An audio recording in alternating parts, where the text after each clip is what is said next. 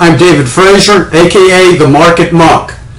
Well, we got some more very encouraging news today from the U.S. Department of Labor, which showed that on a seasonal adjusted basis that 288,000 jobs were created in the United States during April. And that's a pretty darn good number. And that follows approximately 203,000 jobs that were created during March and 222,000 jobs that were created during February, according to the Department of Labor. So these are really encouraging numbers, and this is a very positive development. I mean, anytime that the number of newly created jobs is over 250,000, historically, that has shown to be a pretty good positive indication of developments in the employment market, and employment gains of that magnitude have tended to result in increases in the pace of growth in the United States and an overall improvement in economic conditions in general. So, very, very positive report from the Department of Labor today regarding the employment situation. Now, I had asked my business partner to tune into the major financial TV shows today, and they are shows. This is also a show, but it's very different than those shows in that we focus here only on the facts, and most importantly, the factors and developments that are likely to affect the value of your financial market assets. And we ignore the noise, and we're not here just to entertain you. We're here to try to help you make better decisions in the financial markets. And essentially what we really try to do to encapsulate our mission in a short phrase is to tell you everything that you need to know and nothing more.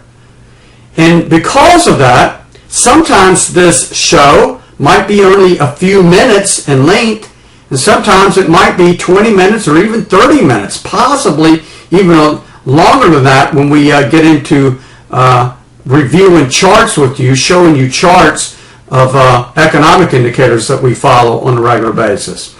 We tell you everything you need to know and nothing more. So today's show is going to be pretty short.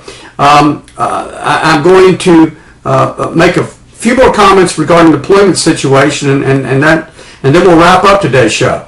Now, regarding asking my partner to tune into the General Financial broadcast today to listen to what they were saying, there's only one reason that I asked them to do that, and that is that I like to have a good gauge of what the perceived world is thinking, of what people are thinking based upon what these folks in these so-called news media tell people on a regular basis. I have found the news from almost every outlet to be extremely unreliable as far as actual facts, and for that reason, I have not read a major newspaper, general newspaper, or financial paper for about 15 years. I mean, I don't read the Wall Street Journal, Barron's, Investors Business Daily. I don't read any newspaper. And the reason being is that, my focus is on getting to the facts. And you can't get any facts. There's so much that is misreported. It's truly never ceases to amaze me. Well, here's what my partner told me that he picked up on primarily in the shows that he watched today on television regarding the employment report. And he said two things really caught his attention. One is there was a lot of discussion about the unemployment rate. The unemployment rate, the official unemployment rate, dropped, by the way, to 6.3% during April from 6.7% during March. And according to my partner, whose name is Robert,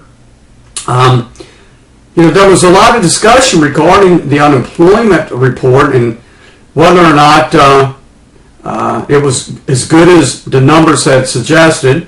That is, what was the change in the participation rate and the number of people that had returned or not returned to the job market.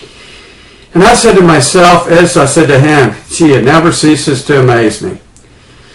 Let's talk about something that doesn't matter regarding financial market investments and speculations. And the reason I say that is the unemployment rate has always been a lagging indicator.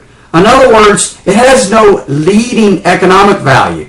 That is, it has no value regarding what's likely going to happen in the future, whether that be specifically in the employment market or in the overall economy.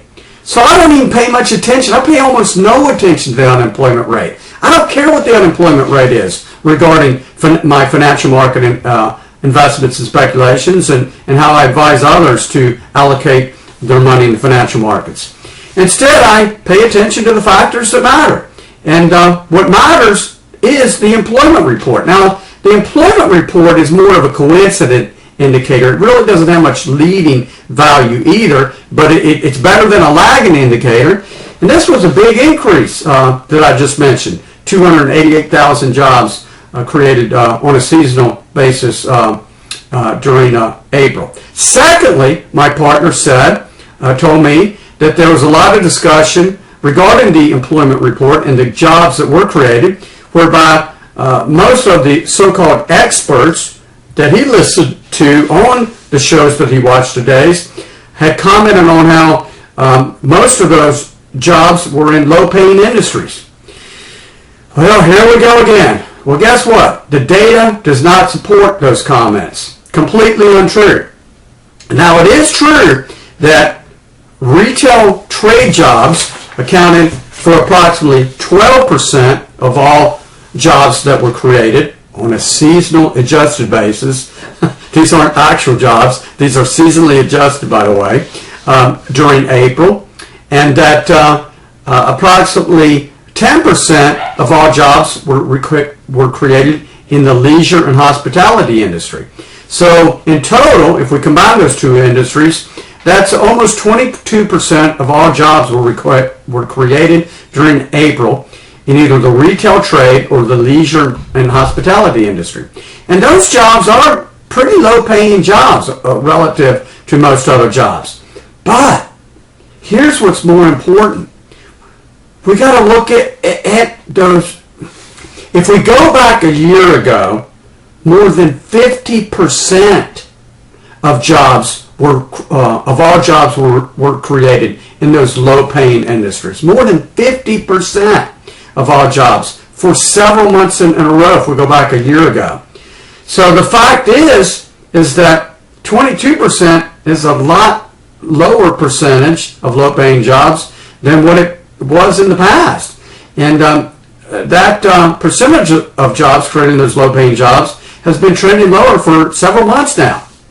Now, having said that, in contrast, 26% of all of the jobs created during April were in professional and business services industries, 14% in the education industry, and 11% in the construction industry. In total, that's 51% of all jobs were created in those industries. I'm not going to get into the other industries. Well, those are relatively high-paying jobs. They're definitely not low-paying jobs. I mean, professional and business services, such as positions at law firms, business consulting firms, even administrative assistant positions at those firms are pretty good paying jobs. Education. College professors, many college professors make more than $100,000 a year. And even local grade school teachers in many areas of the country make around $38,000 to $40,000 a year. Now, that's not a high-paying job, but it's not a minimum wage job. It's not a job at McDonald's or a hotel desk clerk. So these are not low-paying jobs. So whatever, I'm not surprised. So you can continue to tune into those shows if you'd like. Of course, you can do whatever you want. And you know, there's nothing wrong with doing so. If nothing else, you'll get out of it what I do when I listen to those shows, and that is you'll know what the perceived world is. But if you want to know what the facts are, as opposed to some nonsense story, well, I suggest that you watch and listen to our show on a daily basis, on Monday through Friday.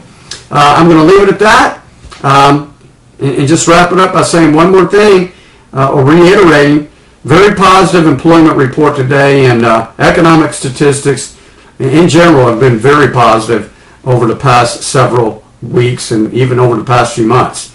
So I thank you for listening, and I'll speak with you again on Monday.